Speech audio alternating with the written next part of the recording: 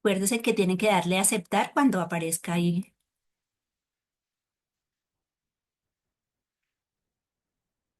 Muy bien.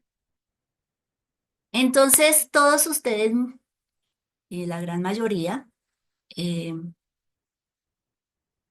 participaron en esto de la memorización. Gracias a todos. A los que escuché que de pronto tenían una equivocación más de por los nervios o algo de confusión, se confundieron y yo les corregí. No es un regaño ni nada de eso, solo es como para hacer la dinámica de corrección. Entonces, para que estén tranquilos, pero también es mi forma de decirles que me importa lo que están haciendo, que estoy interesada y que estoy atenta y estamos atentas a lo que están haciendo.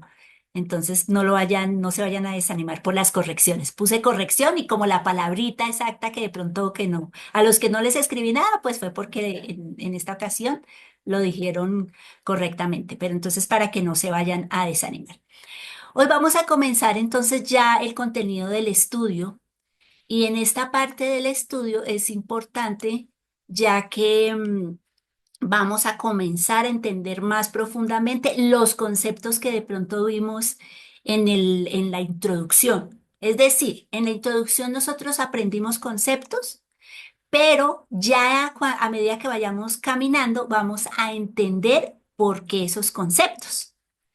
Entonces, algo interesante y ustedes tuvieron que leer, ¿cierto? Que por eso estaba el control de lectura y otra vez les recuerdo, los que no están entrando al Classroom, es importante que hagan el control de lectura, es esos 3 puntos que les impactaron a ustedes y que les escriben, porque eso nos dice a nosotras, leyeron todo el PDF que les dejamos y leyeron la porción bíblica que va con ese PDF.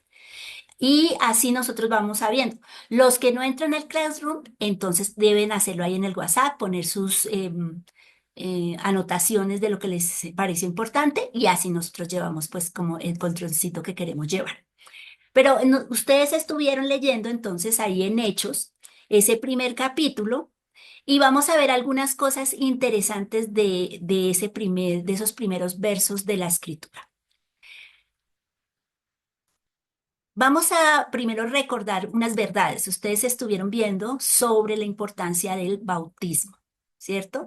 Vimos que, y es importante aclarar acá, que el bautismo o el término como tal en la Biblia se usa, pero digamos que el significado está dentro del contexto donde se usa ese término.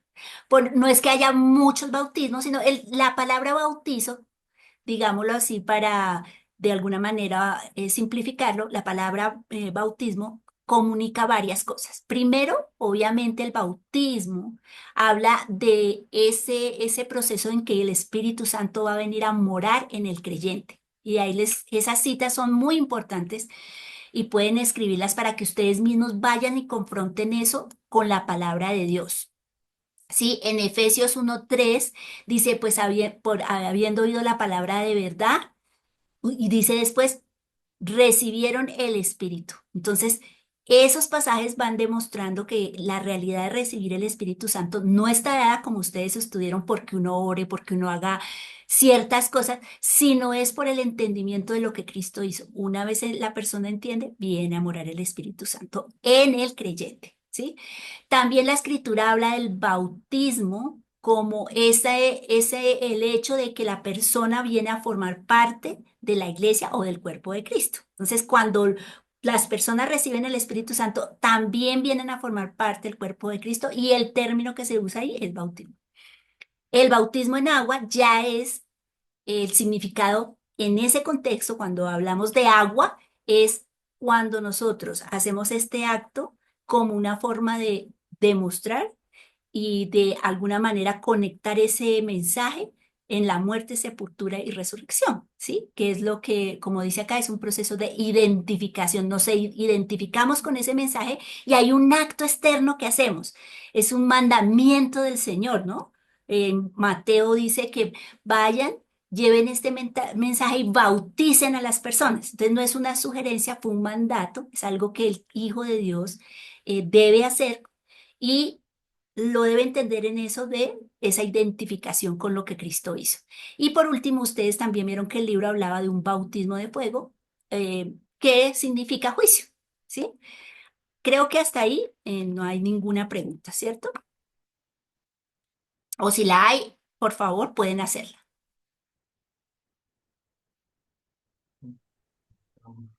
También estuvieron viendo otro concepto, que es la llenura del Espíritu Santo. Cuando hablamos de la llenura del Espíritu Santo, estamos hablando del control de Dios en la vida de una persona. Y ese control en todo el contexto de la palabra se ve de dos maneras. Una en el Antiguo Testamento, que era de una manera sobrenatural.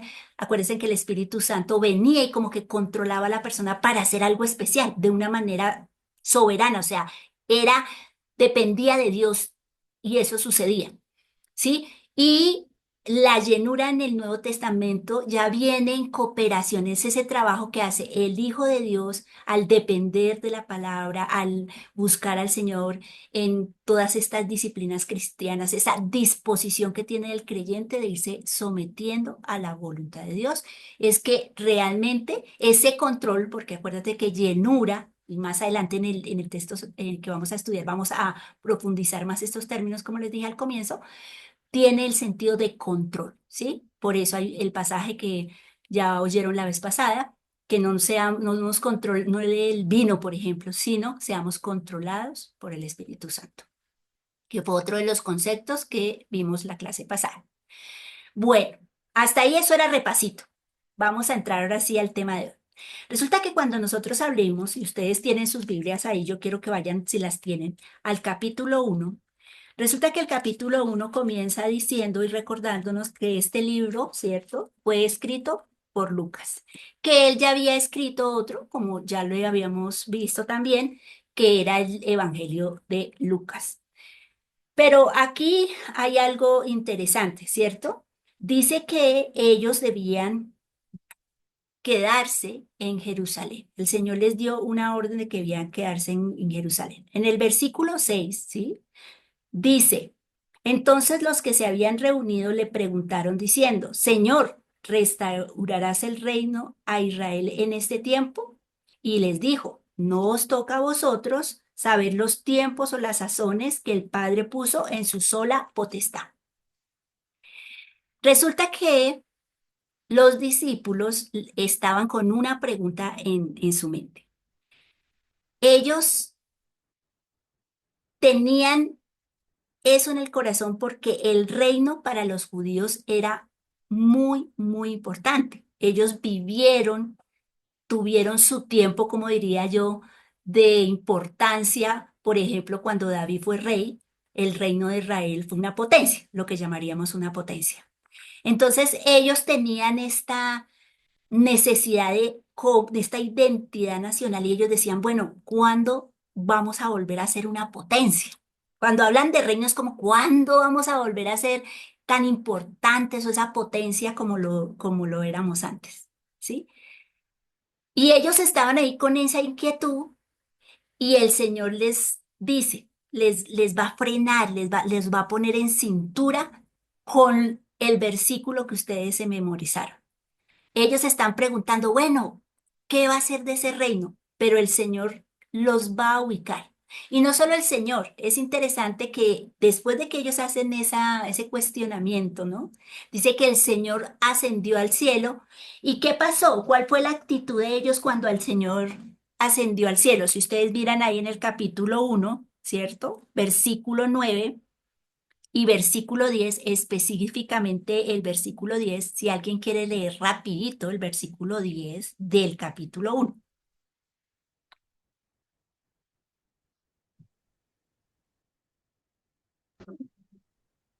Y estando ellos con los ojos puestos en el cielo, entre tanto que él se iba, he aquí se pusieron juntos a ellos dos varones con vestiduras blancas, ¿Y qué les dijo en el 10? En el 11, perdón. los cuales también les dijeron, varones Galileos, ¿por qué estáis mirando al cielo? Este mismo Jesús que ha sido tomado de vosotros al cielo, así vendrá como los que habéis visto ir al cielo. Muy bien, entonces mire que si ellos tenían una inquietud, sobre eventos futuros. Ellos estaban pensando, bueno, ¿qué va a pasar? Tú ya resucitaste, vemos que eres el Todopoderoso, pero ¿qué va a pasar? Entonces, todavía seguían con la inquietud, ¿qué va a pasar con el reino? ¿Vas otra vez ya vas a reinar acá? Y el Señor les dice, pero cuando ustedes memorizaron ese versículo, ese pero, es como, esperen, hay otra cosa mejor. No se enfoquen tanto en el futuro, sino mire, hay algo para ustedes aquí en el presente. Tanto es así que cuando ellos se quedan mirando también al cielo, los ángeles dicen, oigan, aterricen, ese que subió, ascendió, ese mismo también va a qué. ¿Qué dice a ahí? volver. Ah, muy bien, ese va a volver. O sea, como que no se queden mirando ahí, sino, oiga, hay algo nuevo para hacer. Hay algo presente para hacer, ¿sí? Entonces, el mandato del Señor sí tenía una característica. Él había, les había dicho que ellos tenían que quedarse ¿en dónde? En Jerusalén. Mire que también Lucas fue especial al comenzar el escrito en Hechos de dejar una evidencia. Ustedes saben que las evidencias en las escrituras son muy importantes para mostrar que algo es verídico. Y resulta que para los judíos, para que una cosa fuera cierta, se necesitaban tres testigos. O sea, cuando una cosa se decía eso es verdad, debían haber tres testigos, ¿no? Mire que en el caso de la resurrección del Señor Jesucristo, el Señor estuvo con 40 personas después de que Él resucitó. ¿Sí? O sea, no solo lo vieron los 12 discípulos. Podría uno pensar que había sido solo los 12 discípulos. Pero mire que Hechos comienza diciendo que lo habían visto, ¿qué? 40 personas. Eso lo que quiere decir es que ese hecho fue un hecho verídico, un hecho real. Acuérdese, perdón, gracias a los que están colocando también ahí en el WhatsApp la asistencia, ¿no? Que están presentes de todos modos, por si el registro no se nos pasa a alguien, si queda escrito, entonces nosotros así lo sabemos. Entonces él les dice, quédense en Jerusalén. ¿Por qué el Señor insistió en Jerusalén? Porque Jerusalén era el centro de adoración. Desde que el Señor formó el pueblo de Israel, acuérdense cuando ustedes estudiaron la historia, que aunque la nación se dividió en dos y la parte de lo que fue el Israel, que después desaparece, ellos habían puesto ídolos para alejar a a la gente del centro de adoración, que en ese entonces era Jerusalén. Mm. Dios había o había diseñado solo un lugar donde se le adorara a Él. A Él no se le podía adorar en cualquier otro lugar del territorio de Palestina, no, sino él solo debían adorarlo en Jerusalén. Y es allí, porque allí tendría que ser, sería parte del cumplimiento de todas las profecías, de donde iba a salir la salvación para todos los demás. Acuérdese que a Abraham se le había dicho que de su descendencia, ¿cierto? Él sería una bendición ¿para qué? Para todas las naciones. Y cuando ustedes leen el versículo, y recibiréis poder, ¿cierto? Cuando haya venido sobre vosotros el Espíritu Santo, y me seréis testigos ¿en dónde? En Jerusalén, en Samaria, en Judea, en Samaria y hasta lo último de la tierra. Eso quiere decir que mire que el movimiento que se va a llevar a cabo de propagación del mensaje va a salir de Jerusalén al mundo. ¿Sí? Claro, es interesante, pero en este pasaje, el mundo conocido no era tan vasto como hoy en día, pero el Evangelio, vamos a ver con el libro de Hechos que realmente sí llegó hasta el mundo conocido de ese momento. Entonces, ese mandamiento de quedarse en Jerusalén sí era importante. Sí era importante porque el centro de adoración en ese entonces, o donde se adoraba a Dios, era él.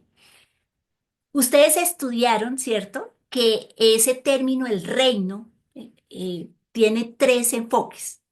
Primero, el reino en cuanto a ese dominio que ejerce él sobre la creación entera como creador omnipotente. Eso es una parte del reino. También está el reino espiritual en el que nos encontramos todos los creyentes, ¿sí? Colosenses 1:23 dice que Él nos sacó de la potestad de las tinieblas y nos trasladó ¿a dónde? Al reino de su amado Hijo. Es un reino no materialmente visible, pero nosotros reconocemos a nuestro Dios y a nuestro Señor como el Rey. Así que nosotros sí estamos bajo un reinado. Por eso en las escrituras el término Rey y Señor es importante. Y hay otra parte de ese reino que es un evento futuro, que es parte de la escatología, que en la teología la escatología tiene que ver con los eventos o los sucesos que van a pasar en el futuro. ¿Sí? Cuando hablamos de escatología, hablamos de eventos que van a pasar en el futuro. Pero mire que es interesante que en el diálogo que el Señor Jesús hace con los apóstoles, los centró en el presente. Ellos querían irse al futuro. ¿Qué va a pasar con el reino de Israel? Y él les dijo, a ustedes no les toca saber, ¿cierto? Las sazones o esos tiempos. Ese no debe ser el enfoque de ustedes, pero les tengo algo mejor. Y entonces ese pero les va centrando en ese nuevo propósito que Dios tiene. ¿Preguntas? Acuérdense que a mí sí me gusta que participen, que me digan inquietudes. Alejandra, Sí, ¿cómo están? Buenas noches para todos. Una pregunta, es que estoy un poco confundida al leer el libro de Hechos. Hay párrafos, versículos en donde habla en primera persona, pero únicamente está Pablo.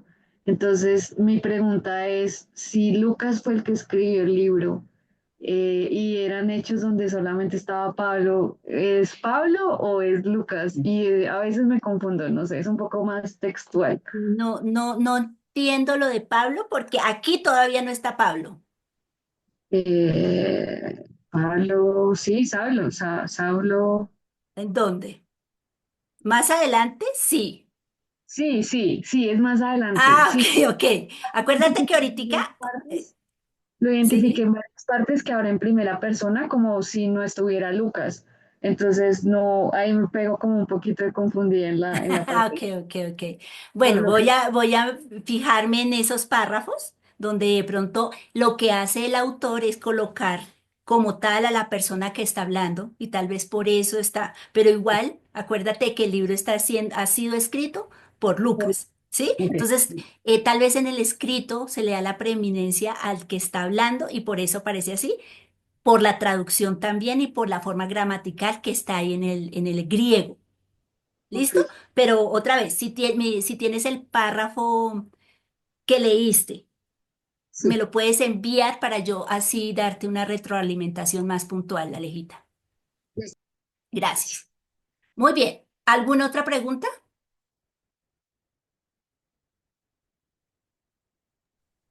Marcelita, sí, yo.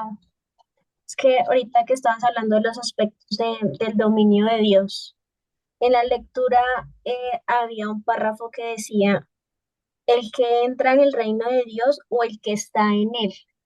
Entonces, Sí, y incluso encierra entre comillas el que dice el que entra y el que está. Entonces, no sí. sé por qué de pronto diferencia esas dos o viene a ser lo mismo. Es lo mismo, es lo mismo. El que entra y el que está es lo mismo. Lo que pasa, acuérdense que está el PDF que ustedes están leyendo, es un material excelente.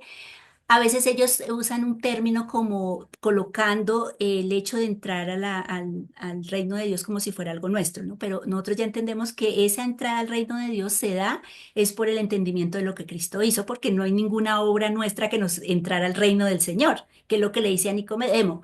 O sea, es necesario nacer de nuevo y ese nacer de nuevo estaba ligado a la obra de Cristo. Pero ahí el entrar, cuando está en ese texto del autor, del PDF que ustedes leyeron, él está diciendo es que en el reino de Dios hay una cooperación del Hijo de Dios, ¿sí? Cuando nosotros ya estamos en el reino o entramos a ese reino, el Hijo de Dios sí tiene una cooperación, porque como ha reconocido que Jesús es el Rey, entonces nosotros cooperamos, caminamos con Él.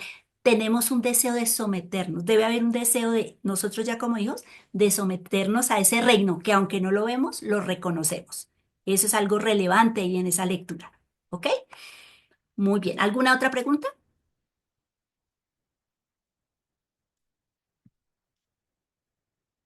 ¿No? Bueno, entonces sigamos con nuestro estudio. Resulta que en el texto se ve cómo, obviamente, Judas, como había traicionado, ¿cierto?, al Señor, era necesario que se colocara un reemplazo. Acuérdese que aunque hablamos de 12 apóstoles, realmente son 13 porque el apóstol Pablo vino a dársele título de apóstol de parte del Señor, aunque él lo vio después resucitado. Eso fue algo especial que pasó con Pablo, ¿sí? Pero el Señor le dio, a él lo llamó a ser apóstol también, después de los 12. Entonces eran 13. Pero a Judas, que es el que dice que murió, se reventó, aún es bien descriptivo el hecho como murió. Dice que cayó en un campo y se reventó. Sí, la primera vez que yo leí eso fue bien impactante. Su fin fue terrible, pero debía quedar alguien en reemplazo. ¿Quién fue, según los que leyeron aquí, pregunta rápida, quién fue el reemplazo finalmente? Matías. Matías. Matías, Muy bien, Matías. Pero miren el análisis que los apóstoles hicieron para colocar el reemplazo de Judas. No fue cualquier persona. No dijeron, venga, el que está aquí, ¿cierto? Que más nos gusta, que nos cae mejor. No. Realmente para los apóstoles sí debía haber unos requisitos. ¿Y cuáles eran esos requisitos? A ver, antes de que les muestre la lámina, ¿qué requisitos tenían que tener los apóstoles? Haber Un, estado presente con Jesús en los actos. haber estado presente con Jesús. ¿Cuándo? Ser testigo. Muy bien, ser testigo, pero ser testigo ¿de qué? Había como un parámetro. Haber sido testigo de la resurrección de Jesús Muy Sí. bien, ese era y uno y había otro. Ese haber sido, cerraba. Ser haber sido compañero compañeros en la misión de Jesús. Haber durante el estado con ministerio. Jesús durante el ministerio en la tierra, ¿cierto? El proceso de enseñanza que él hizo, haberlo visto ascender y también desde que él fue bautizado. Entonces, desde el bautizo hasta que ascendió, la persona que escogieran enmarcó es el hecho de que esas características estuvieran para elegir a Matías como apóstol, enmarca el hecho de que los apóstoles sí debían tener una característica. En pocas palabras, un testigo es alguien que ve. Uno no puede ser un testigo de algo que no ve. ¿Sí? Yo no puedo ser testigo de un accidente si no lo vi, porque yo sería mentirosa. Pero como los apóstoles y estas personas que escogen, Matías, estuvo en todo el proceso del Señor Jesús, por eso él puede ser nombrado apóstol, porque él vio al Señor desde el bautizo. Entonces podemos decir, Matías estuvo desde el bautizo del Señor Jesús, sí. ¿Estuvo él con él Dios mientras enseñaba? Sí. ¿Vio al Señor ascendiendo al cielo? Sí. Eso quiere decir que estaba en ese grupo donde vieron al Señor ascender, como está ahí en Hechos, él estaba ahí. Entonces, por eso nosotros podemos decir, tenemos unas claras evidencias bíblicas de que apóstoles no existen a la manera de hechos hoy en día. Eso toca tenerlo claro. Y si ustedes les dicen, pero ¿cómo se atreven ustedes a decir que no hay apóstoles? Porque en la palabra hay un marco de referencia para lo que era un apóstol en el sentido del Nuevo Testamento. Claro, hay un significado, sí, hay un significado de la palabra apóstol en un sentido de testigo. En ese sentido, tal vez, si la gente hoy en día uno oye, no es que es un apóstol en un sentido de testigo, de dar testimonio de la verdad escritural, bueno, es válido. Pero no hay apóstoles en el sentido de hechos. ¿Claro hasta ahí? Claro. Muy bien. Señora.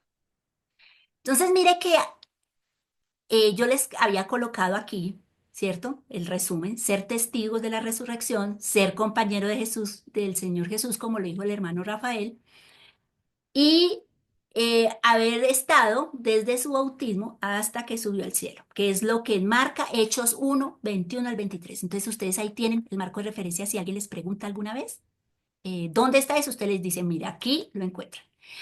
Algo que les quiero aclarar son esto de las señales, ¿cierto? Que hacían los apóstoles. Resulta que se llaman señales apostólicas.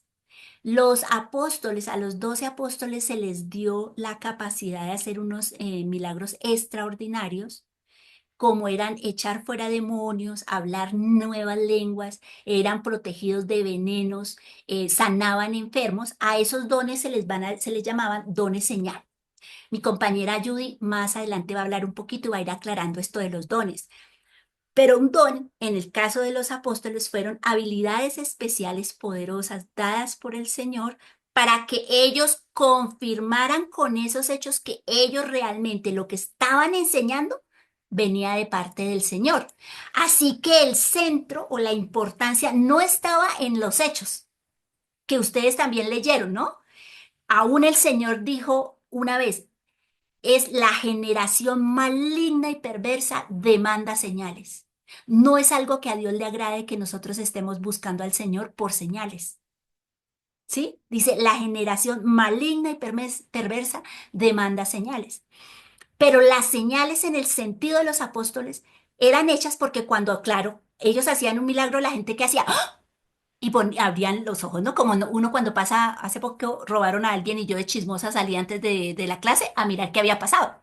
Iba corriendo alguien, ¿sí? Porque hubo un escándalo y eso lo llama la atención a uno.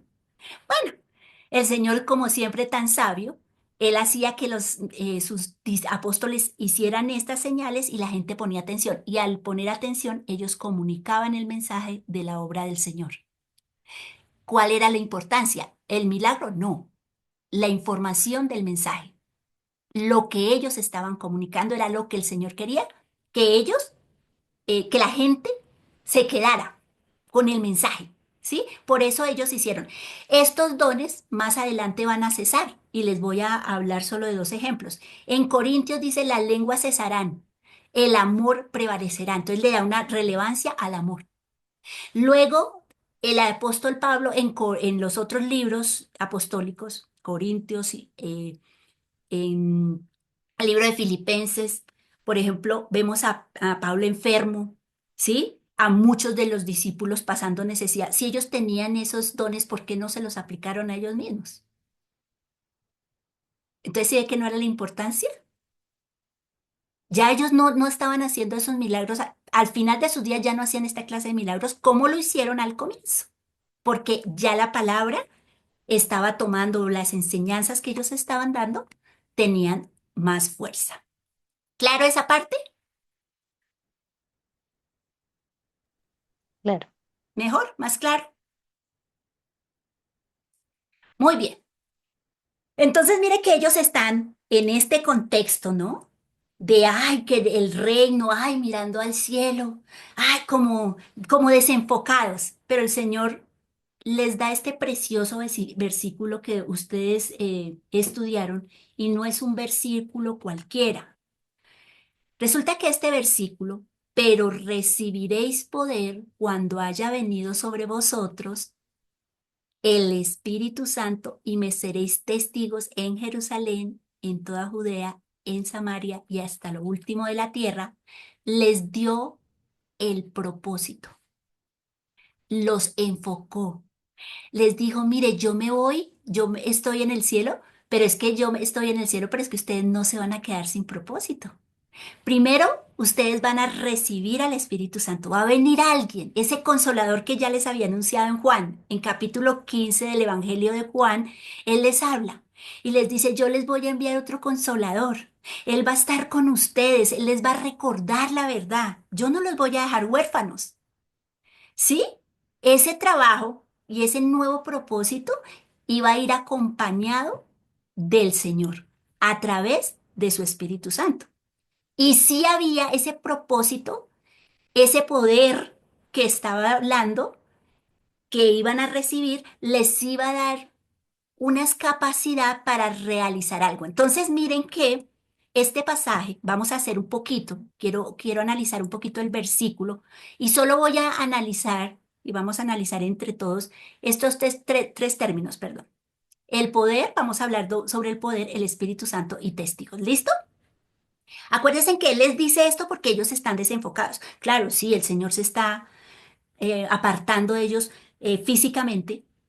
Él va a ejercer, como leyeron también en las notas, Él va a ejercer allí un dominio y un gobierno nuevo desde el cielo, que es la buena nueva. Yo me voy no para quedarme quieto, yo me voy porque voy a asumir el rol que debo asumir como rey. Yo voy a estar allá porque yo voy a ejercer unas funciones que ustedes ya saben, ese sacerdocio, ¿sí? Esa intersección. Pero ustedes se van a quedar ahí, aquí en reemplazo mío. Van a seguir siendo mis testigos, pero tranquilos, ustedes no se van a quedar solos y ustedes van a tener ayuda poderosa.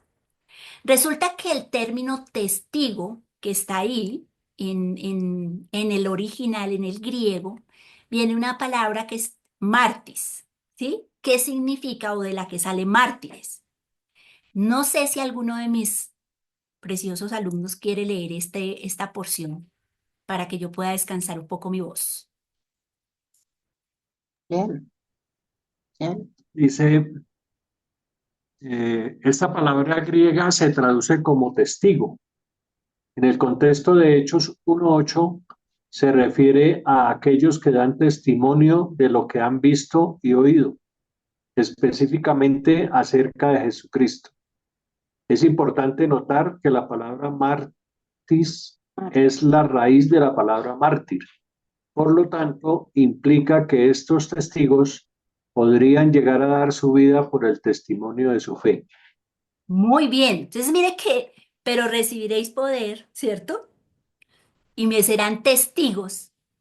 No era solo ellos habían visto algo, sino que ellos también reconocía o se reconocía que con ese hecho de ser testigos, de dar testimonio, vendría también la posibilidad de ser mártir. Y si nosotros somos coherentes con lo que han estudiado ustedes por muchos años en la palabra, vemos que ellos realmente dieron esa garantía o lo demostraron con su vida. Ustedes saben que todos y cada uno de los apóstoles murieron de una manera sacrificial, ¿no? Ya fuera metidos en aceite, ya fueran descuartizados, ya fueran decapitados, ya fueran crucificados. Casi todos murieron de una manera terrible. Entonces, el ser testigo, para llegar a un punto como este, se requería que algo sobrenatural estuviera con ellos, porque humanamente hubiera sido imposible llevar a cabo la obra del Señor, al menos los primeros creyentes o la primera iglesia, sin una ayuda sobrenatural. Por eso el versículo está anunciando que cuando venga el Espíritu Santo van a recibir ese poder para hacer esta clase de testigos que pueden dar su vida. No es algo que un ser humano natural, común como nosotros, en nuestra propia fuerza, pudiera hacer. ¿Qué poder? Porque habla, pero recibiréis poder. ¿Sí? Mire que aquí quiero que otro lea. El término o la palabra poder en este contexto desde el griego es dunamis, ¿sí? Y dunamis, el significado para nosotros es como algo que un poder o una fuerza o una capacidad. Y en el contexto de 1.8, la mejor traducción sería una capacidad. ¿Qué quiere decir eso? Léalo por favor alguien ahí, el término.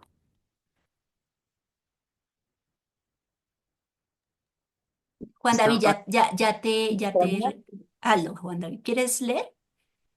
Gracias. Esta palabra griega se traduce como poder, fuerza, capacidad o habilidad. En el contexto de Hechos 1:8 se refiere al poder sobrenatural del Espíritu Santo que capacitará a los discípulos para ser testigos. Ah, muy bien. Entonces uno no puede coger este término poder y usarlo fuera de ese contexto. Ah, es que tengo el poder de Dios y voy a hacer no sé qué. Es que el poder de Dios está sobre mí. Lo siento. El poder de Dios aquí está ligado con un propósito. ¿Cuál es el propósito? Ser testigos en Judea, en Samaria y hasta lo último de la tierra. Entonces, lo que está diciendo el Señor es, miren, ustedes enfóquense, les tengo un trabajo especial, no los voy a dejar solos, el Espíritu Santo va a estar con ustedes y Él les va a dar el poder, la capacidad, la fuerza de llevar el mensaje. Otra vez, en Hechos vamos a ver que esto no es solo palabra, sino en Hechos vamos a ver que el Señor realmente lo hizo. El Espíritu Santo va a capacitar a estos hombres para ser testigos en Judea, en Samaria y hasta lo último de la tierra. Entonces no es un poder mágico, perdónenme que les diga, ¿sí? Cuando oigamos de este versículo no pensemos en un poder mágico, es una capacidad dada por Dios para llevar a cabo esa obra poderosa que sin ese poder no seríamos capaces nosotros, porque nosotros nos acobardamos, somos miedosos, no pensamos en otros, y la obra de llevar el mensaje requería de un poder sobrenatural. Preguntas.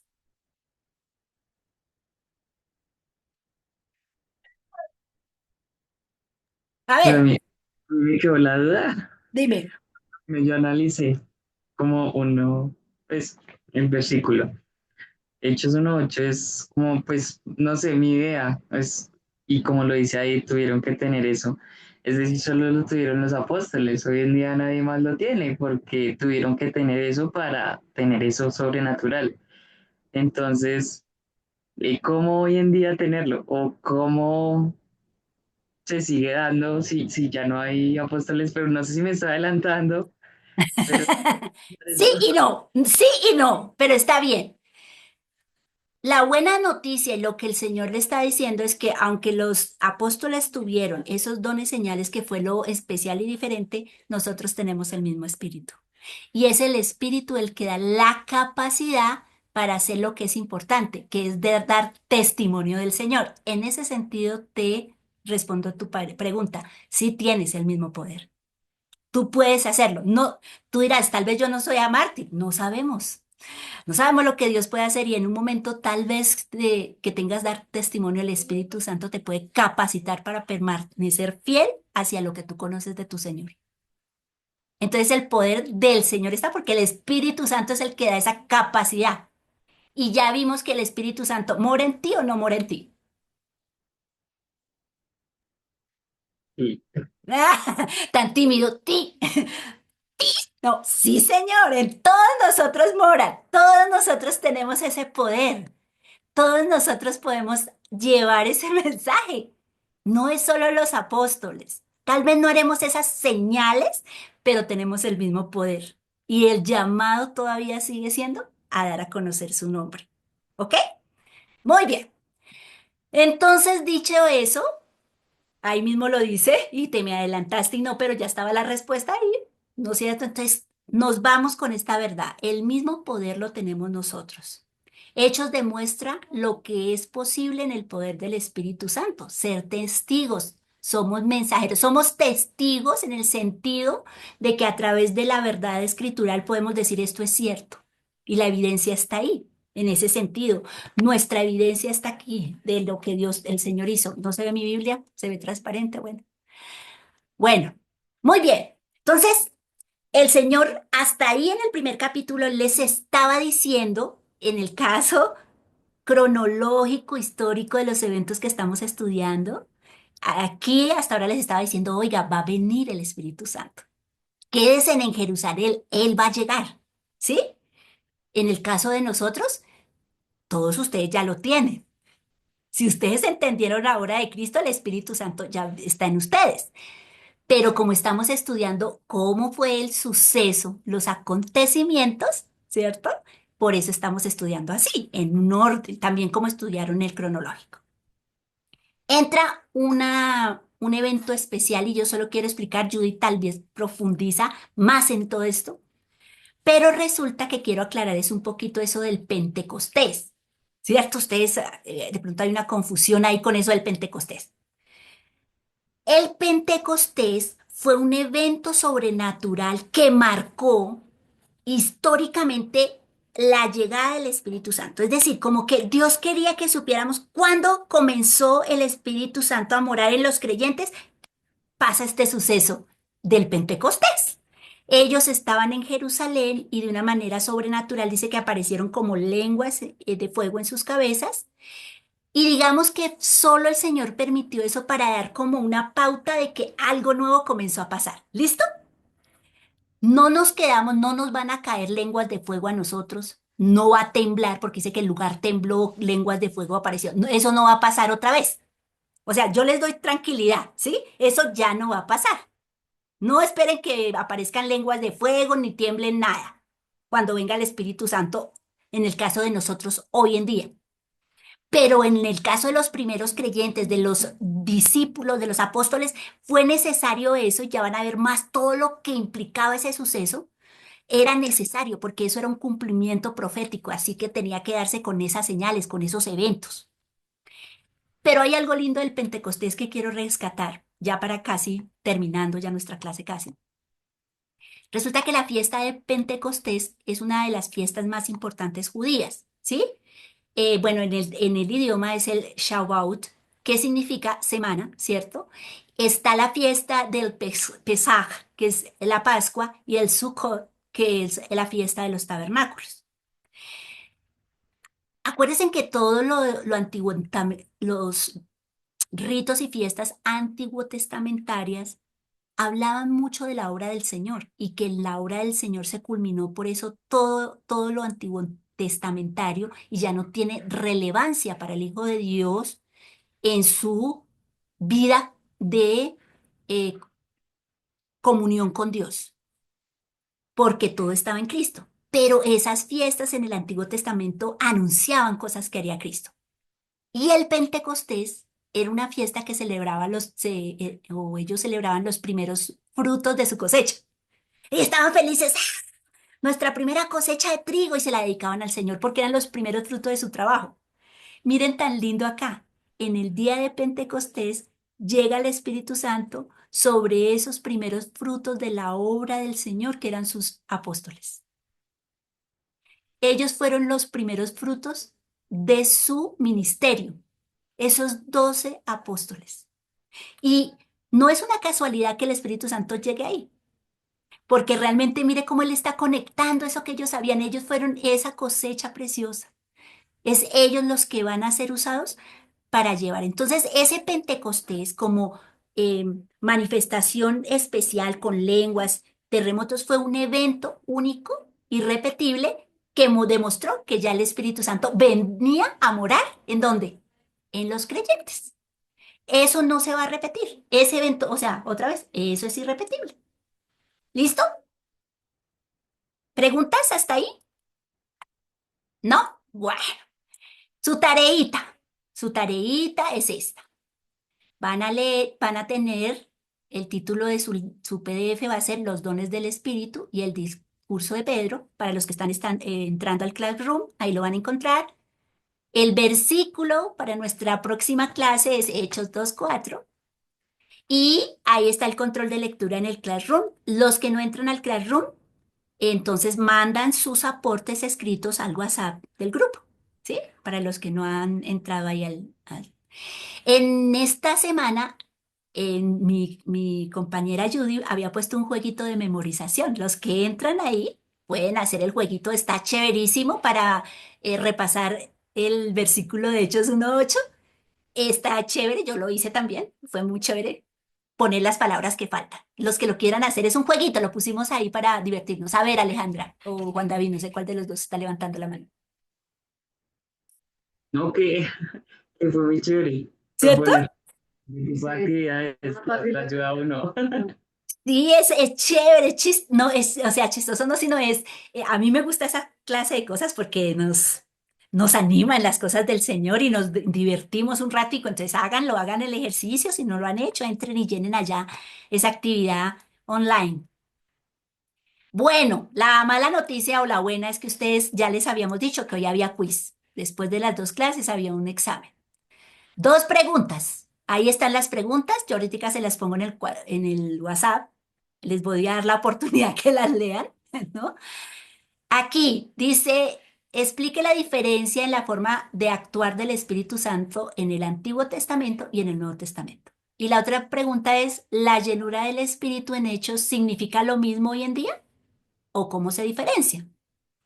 Las respuestas me las pueden enviar a mi WhatsApp personal, ahí está mi número, 315-855-2705. Si alguno no me tiene en sus contactos, ahora me tienen. Anoten el número, 315-855-2705. Y me mandan su examen a mi WhatsApp y yo lo corrijo. ¿Por qué a mi WhatsApp? Porque si ustedes lo mandan al WhatsApp del grupo, de pronto hay copia. Yo creo en ustedes, pero sé que tienen naturaleza pecaminosa, decía mi profesor. Yo creo en ustedes, pero sé que tienen naturaleza pecaminosa, entonces no quiero hacerlos, tentarlos a pecar. Entonces cada uno me escribe y yo les voy a, muy juiciosa, saco el tiempo y les corrijo. Otra vez, tranquilos. Escriban lo que entendieron, porque si son honestos y si no hay algo claro, yo tengo la oportunidad de poderlos guiar o darles las pautas o corregirles, ¿sí? No, yo no estoy pidiendo respuestas perfectas. Yo quiero saber cómo vamos comprendiendo las verdades del Señor. ¿Listo? Amados hermanos, espero que hayan disfrutado la clase. Cualquier inquietud, cualquier pregunta, me la hacen saber. Gracias por ser tan juiciosos. Y bueno, nos veremos el próximo jueves con nuestra profesora Judy, que tiene su tema. Lean sus hojitas porque así cuando exponemos lo que a nosotros nos parece ya más relevante, ustedes tienen todo el contexto, ¿sí? Y eso nos ayuda muchísimo. Por eso es la lectura. Dios les bendiga. Nos vemos entonces en 8 días. Muchas Muchas gracias. gracias, Marcelita. Muchas Gracias, gracias. Marcelita. Gracias, Marcelita. Una feliz noche. Buenas noches Chao. para todos. Chao, mi Marce. Buenas noches. Chao, chao. Chao, Marcelita. Chao. Gracias. Con gusto. Buenas noches. El Espíritu Santo. ¿Usted las copió, Marcelita?